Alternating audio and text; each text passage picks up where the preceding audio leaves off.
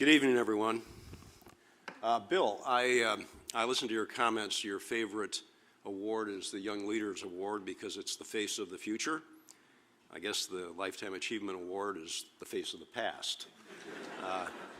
Hopefully not, though. I hope my last chapter has not been written.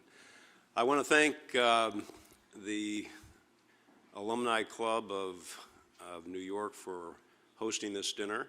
I want to thank all the members who are on the selection committee for selecting me for this year's Joseph Wharton Lifetime Achievement Award. As Jim said, I come from a medical family, and I certainly want to thank my mother and father. My father was a medical doctor. My mother was a registered nurse. My father also was a Penn graduate. And he came over from England with his mother and two brothers and sister when he was 8 years old. A little story about his first day at school. He moved to Youngstown, Ohio. If you know anything about Youngstown, Ohio, they have very good football teams. Used to be steel country, kind of a tough area. His mother dressed his two brothers and my father in the traditional English school garb, which was a white shirt, frilly, black jacket, black shorts, black knee pants, or socks, knee socks, and black shoes. My father and my two uncles fought their way to school. They came back to my grandmother bloody and said, "Mom, we will go to school if you want us to wear that again, but please, will you buy us some normal American clothes?" Which he did. I want to thank my family for all the support over the years, including my wife, Sophia, who is with me today. No leader does everything by themselves, so I also want to thank all the colleagues and close friends that supported me throughout my career. I have to tell you that when Regina called me to tell me that I had been selected for this award, I said, "Well, what do you think the selection committee was thinking? Why was my name put forward?" And she said, "Well, they must have thought that over the years you at least showed a modicum of good judgment." And that reminded me of a story about Averell Harriman, a iconic businessman, politician, statesman, former governor of this state, former assistant secretary to state, commerce secretary, and ambassador to the Soviet Union.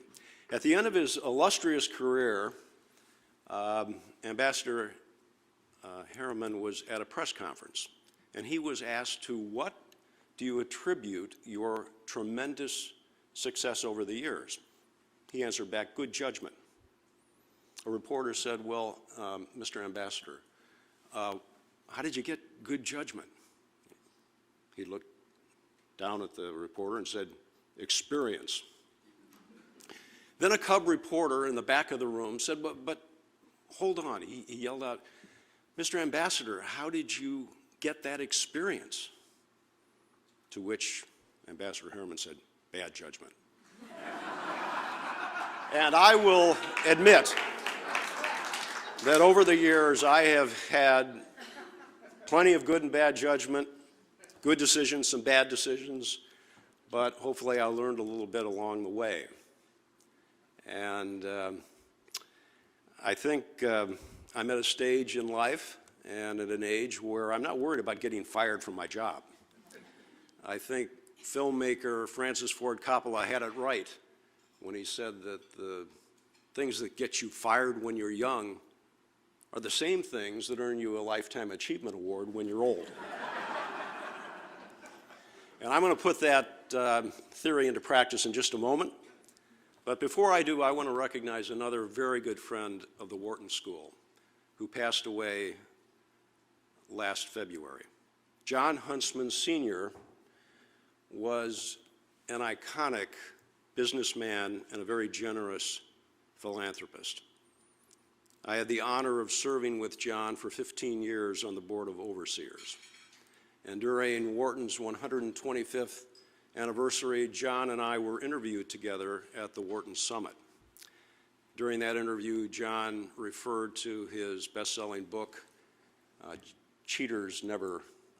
Winners Never Cheat, when he discussed some of the values that we all learned as children that maybe some of us forgot along the way. And at the top of that list was honesty. And I have to tell you that today I'm saddened when I see some of our most senior politicians and their surrogates either bend or just abandon the truth. And it seems that a simple apology has disappeared from political discourse. I know that when I was chairman and CEO of Medtronic, if I would have lied or bent the truth or not taken responsibility and owned up for mistakes made on my watch, my board would have fired me on the spot, and they would have been more than justified. So what's changed? Well, for one, I think that some of our most senior business leaders and honorable politicians, and there are a few honorable politicians out there, have lost some courage to stand up and identify when the truth is not the truth, or when an injustice is condoned. Now, are there exceptions to this? Sure. I think you saw that in 2017 after the violence in Charlottesburg. Again this year when thousands of children were separated from their parents at immigration detention facilities on our southern borders. But I think going back to leadership, it's important that leaders not only lead their companies, but occasionally take a stand. Now, I'm not naive enough to think that politics aren't bare-knuckled at times, or that a CEO should sacrifice the best interests of their shareholders, their customers, and their employees to achieve some lofty ideal.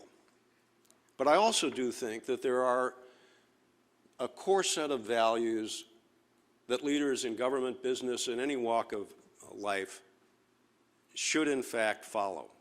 And in my book, honesty and integrity are at the top of that list. So I know it's late. I know some of you want to get to that second half of the Eagles-Giants game. So I'm going to conclude my remarks this evening with one last observation and a not so easy request. The observation is that all of you in this room are leaders and role models. When you speak, people will listen.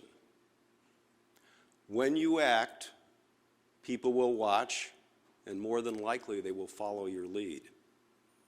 And when you don't speak and you don't act, people will also take notice.